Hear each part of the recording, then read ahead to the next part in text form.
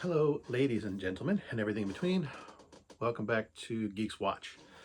Today I want to talk about the film Knives Out, Glass Onion, a Netflix only movie, which is why I don't have my usual box to do the little cute little image thing you will see here.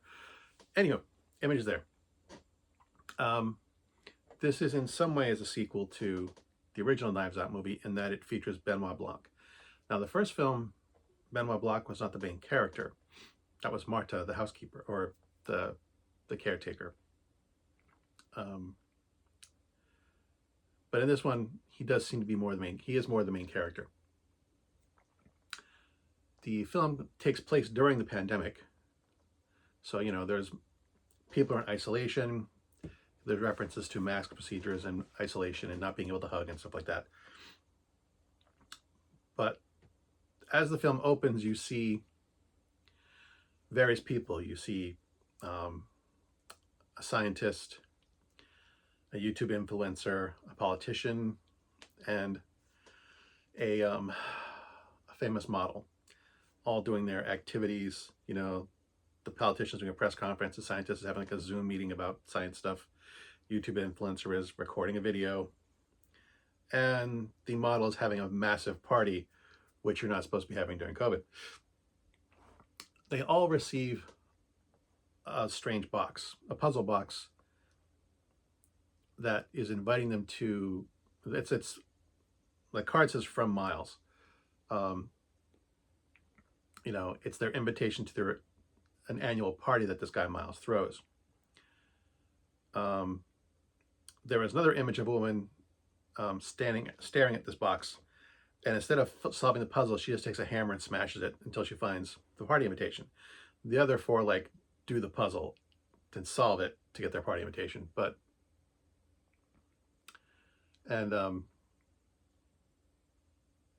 We then see Benoit Blanc sitting in a bathtub playing a video game of Among Us and losing. Turns out he's been stuck in isolation with nothing to do. He's bored out of his mind. And there's a knock on his door saying there's a person there with a box.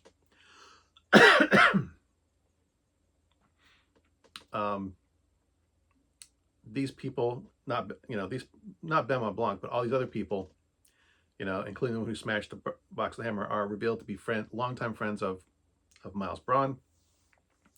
Miles Braun is a tech guru, which appears to be modeled after Elon Musk. He is pompous, he is arrogant, he throws his money around, he throws his weight around. He constantly spouts off ideas, most of which are complete and utter nonsense, but every once in a while one winds up making a lot of money, and people think he's a genius because one or two ideas made money.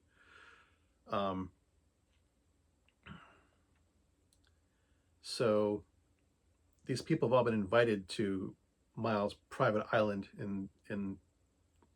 off the coast of Greece, where he's built this compound, and he is hosting a murder mystery party of his own murder.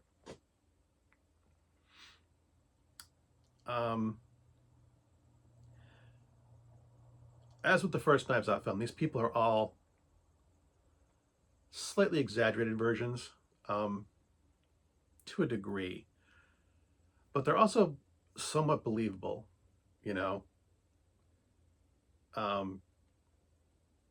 Miles is so heavily modeled after Elon Musk. It to me, it's hysterical. He just so desperately tries to impress people with his wealth and genius, and how cool he is. I had to chuckle once I realized that. The other characters aren't really modeled after anyone in particular. It doesn't seem to be, at least anyway. Not that I could easily pinpoint. But their characters are kind of over the top, but not to, like I said, not to the point of unbelievability. The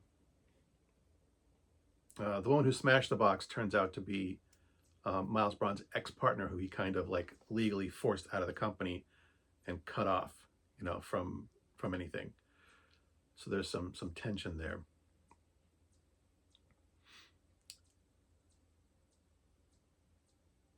the story basically follows the whole Knives Out thing. The whole,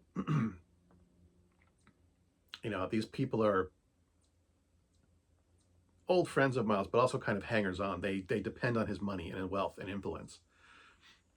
Again, fairly realistic of how people are just kind of sycophants to the wealthy. Um, I won't spoil what the actual murder mystery is or what goes on, for that. But I will say a couple things about my feelings about this film. One, it's fun. It is a fun movie. It really, really is. You know, it is tonally very similar to the first film. I think the first film was in some ways a bit darker. Um, just because you kind of see the circumstances a little bit differently. The other thing I want to say is that the mystery that's involved in this film, I think they reveal it a little too soon. Like the first Knives Out film, they really kept you. I'm not a good mystery solver anyway, but they really kept you running right up till the end about what was really going on. They really kept you, in the dark. You are told fairly early on, I'd say about 2/3 of the way through the film, what the actual mystery is. I mean, you're kind of wondering what's going on as these people are doing stuff, but the reveal is very, very large, very open, and the mystery wasn't as tightly written as the first film. And again, they reveal it far, in my opinion, way too soon, and they lay the whole thing out very quickly.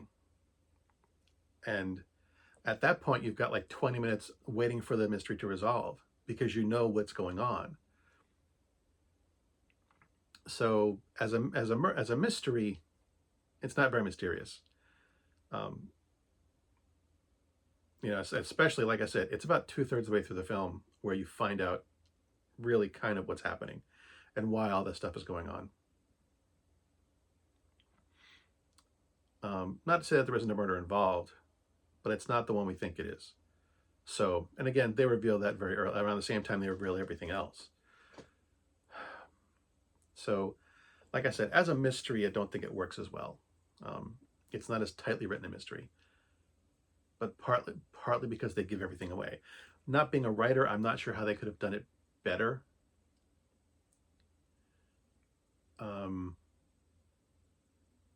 Because the way things are tied together, you really kind of do need to be told something. But in the first film, the mystery is revealed slowly in pieces, as opposed to in this film, everything is just dumped in front of you all at the same time. So maybe I think if they kind of teased it out slowly instead of just giving it all to you all at once. Having said that, it was a fun film. There was, I don't want to spoil. We want to spoil it. There's no, I'm not gonna spoil it. There's a character in the film, a side character that I liked. So I won't mention him at all. But yeah, and there were a couple of interesting cameos, like people who were on the screen for like 30 seconds and gone. Hugh Grant and some other guy's name I can't remember. But there were a couple of funny cameos. Yeah, this is not, like I said, it's not as good as the first Knives Out film, but it's still solidly entertaining. So I would definitely, if you like the first Knives Out film, recommend this one. I do hope there's more Benoit Blanc films. The characters, not necessarily because of him, but the murder mysteries that Rian Johnson has created around this character are just so bombastic. They fit the character, Benoit Blanc is just this kind of over the top, corny Southern drawl dude. And then while he was not the main character in the first one, the films kind of center around that over the top, not quite serious, dark comedy. And I enjoy them. So I hope there's more. I do that Rian Johnson had said he had several ideas for films, so there's potentially more out there. I really hope there are. But yeah, I definitely give this movie, say a B plus. You know, solid but not great. As always, thanks for watching. As always, my stuff is crap. And until next time, good hunting.